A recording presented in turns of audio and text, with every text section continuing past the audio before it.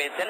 আমি কথা বলবো অধ্যাপক মান্নানের সঙ্গে, যিনি অনেক বেশি ভোটে এগিয়ে রয়েছেন এখনো পর্যন্ত আমরা যতটুকু ফলাফল পেয়েছি। আচ্ছা, আপনি তো প্রথমে যখন ভোট দিয়েছিলেন তখন বলেছিলেন যে ফলাফল ঘুরিয়ে দেওয়ার একটা প্রচেষ্টা হচ্ছে, কিন্তু আপনি এখন আমরা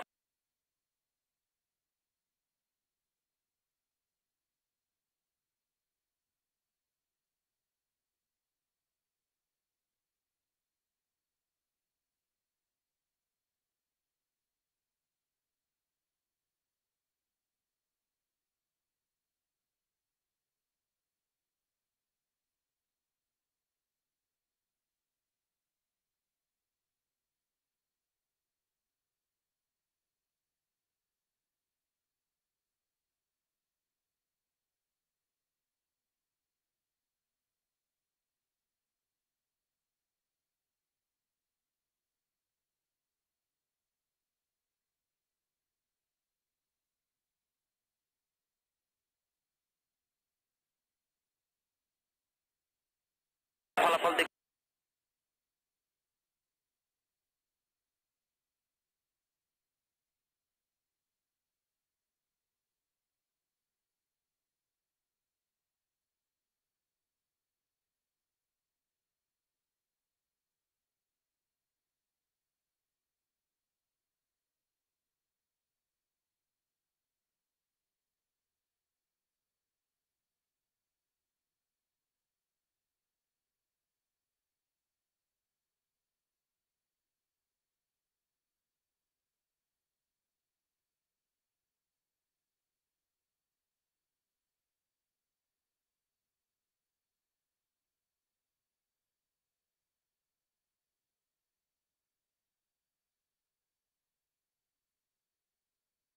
এই নির্বাচন শেষ পর্যন্ত জয়ী হতে পারেন, তাহলে অবশ্যই গাজীপুরবাসীর উন্নয়নে তিনি যে অঙ্গীকার করেছেন, নির্বাচনের আগে ইশতেহার দিয়েছেন, সেই ইশতেহার অনুযায়ী এই গাজীপুরের উন্নয়ন করবেন। এবং তিনি যে ইতিবাচক রাজনীতির আমরা চিত্র দেখেছি এর আগের সিটি কর্পোরেশন নির্বাচনগুলোতে, যে বিজয়ী প্রার্থী পরাজিত প্রার্থীর কাছে গিয়ে যে ফুল দিয়ে শুভেচ্ছা জানানো কিংবা তার সহযোগিতা দেওয়া, সেই কাজগুলো তিনিও করবেন। আচ্ছা, আপনার কি কোনো বিজয় মিছিল কিংবা বিজয়ের কোনো পরিকল্পনা আছে কিনা? বিজয়ের পর বিজয় মিছিল করার কোনো পরিকল্পনা নাই। আমরা শুকরিয়া আদায় করে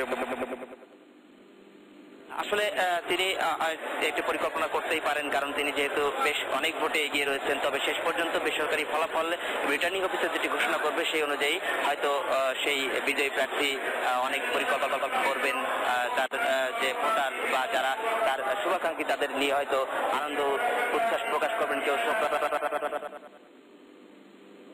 এই ছিল রিটার্নিং অফিসারের কার্যালয় থেকে আমাদের সর্বশেষ তথ্য। শাওন। জি শিবলি, ধন্যবাদ আপনাকে। দর্শক, গাজীপুর থেকে ভোট গণনার সর্বশেষ অবস্থা জানাচ্ছিলেন আমাদের সহকর্মী শিবলি রেজা আহমেদ, এবং আপনারা যেমনটি দেখলেন যে 18 দল সমর্থিত প্রার্থী এম এ মান্নান তার প্রতিক্রিয়া জানাচ্ছিলেন, যেটি শিবলি সরাসরি দেখালেন আপনাদের। গাজীপুরের বিএনপির অস্থায়ী নির্বাচনী পর্যবেক্ষণ কেন্দ্রে আছেন আমাদের সহকর্মী তৌহিদ শান্ত। কিছুক্ষণ আগে তিনি জানিয়েছেন সেখানকার সর্বশেষ অবস্থা। এটি বিএনপি জেলা গাজীপুর জেলা কমিটির যিনি যুগ্ম সাধারণ সম্পাদক কাজী মাহবুল আলম গোলাপ, তার বাসা। এই বাসাতেই কিন্তু বিএনপির এই গাজীপুর সিটি কর্পোরেশন যে নির্বাচনের এটি একটি অস্থায়ী পর্যবেক্ষণ কেন্দ্র বা মনিটরিং সেল খোলা হয়েছে, এবং আপনারা দেখতে পাচ্ছেন যে এখানে কিন্তু বিএনপির এই জেলার যে বিভিন্ন নেতৃবৃন্দ আছে তারা অবস্থান করছেন এবং তারা টেলিভিশনে রেজাল্টগুলো দেখছেন।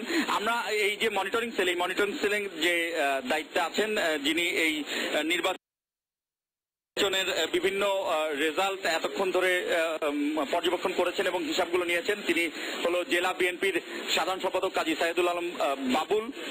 আমরা দেখেছিলাম যে ভোটের শেষ মুহূর্তেও 3টা সাড়ে 3টার দিকে কিন্তু আপনাদের যে 18 দলীয় জোট প্রার্থী এম এ মান্নান এবং তার এজেন্টরা এবং আপনাদের নেতাকর্মীরা কিন্তু অভিযোগ করে আসছিলেন যে সুষ্ঠুভাবে ভোট হয়নি এবং বিভিন্ন কেন্দ্রে অনিয়মের অভিযোগ করছিলেন।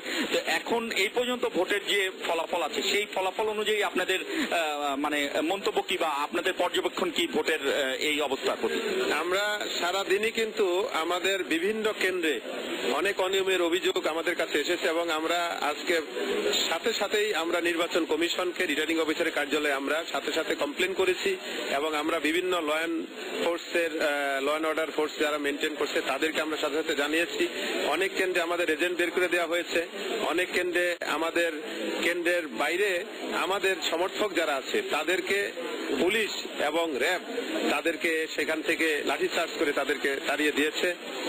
আমি কথা বলছিলাম যে গাজীপুর সিটি কর্পোরেশন নির্বাচন নিয়ে বিএনপির যে অস্থায়ী কন্ট্রোল রুম নির্বাচনের, সেই কন্ট্রোল রুমে দাঁড়িয়ে কথা বলছিলাম। আমি কথা বলছিলাম জেলা বিএনপির সাধারণ সম্পাদক, এবং এখানে কিন্তু গাজীপুর জেলা বিএনপির শীর্ষ পর্যায়ের নেত্রীরা আছেন এবং তারা এখানে ফলাফল পর্যবেক্ষণ করছেন।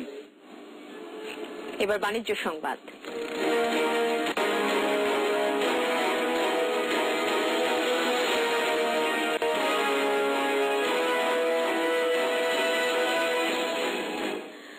ঢাকায় অনুষ্ঠিত হলো করোনেশন অফ স্টিল ইন কংক্রিটের উপর এক কর্মশালা। বন্দর স্টিল ইন্ডাস্ট্রিজের সৌজন্যে বুয়েটের MME ডিপার্টমেন্ট মিলনায়তনে এই কর্মশালার আয়োজন করা হয়। কর্মশালায় বক্তারা কংক্রিটে ব্যবহৃত করোনেশন হওয়ার কারণ ও তা প্রতিরোধের বিষয়ে আলোচনা করেন। এতে প্রধান অতিথি ছিলেন বন্দর স্টিল ইন্ডাস্ট্রিজের চেয়ারম্যান মোহাম্মদ সিরাজুল ইসলাম। এছাড়া ধাতু ও ধাতববিদ্যা বিভাগের অধ্যাপক ডক্টর মোহাম্মদ মোহর আলী ও বন্দর ইন্ডাস্ট্রিজের ব্যবস্থাপনা পরিচালক মোহাম্মদ আবুল কালাম উপস্থিত ছিলেন। এই ছিল প্রাইম নিউজ। আমাদের সঙ্গেই থাকুন, দেখতে থাকুন ATN নিউজ।